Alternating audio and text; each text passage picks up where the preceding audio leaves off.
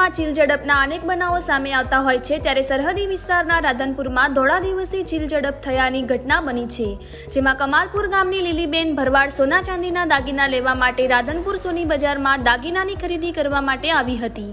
તે બાદ આ મહિલા આશરે 3-4 લાખના સોના ચાંદીના દાગીનાની ખરીદી કરી પોતાની તબિયત સારી ના હોય મહિલા પોતાના ઘરે જવા રાધનપુર બજારમાંથી નીકળી હતી, ત્યારે ભરવાડ સમાજની મહિલાનો એક અજાણી મહિલાએ પીછો કરી મહિલાના હાથ રહેલી 3-4 લાખના દાગીના ભરેલી થેલીની ચીલ ઝડપ કરી ભાગી હતી।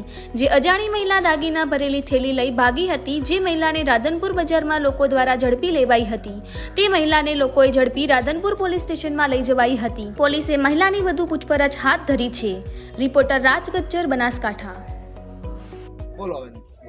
તમારું નામ શું અને કયા ગામ? લીલી, મારું નામ લીલી કમાલપર। કયું ગામ? કમાલપર। શું તમારે ઘટના બની?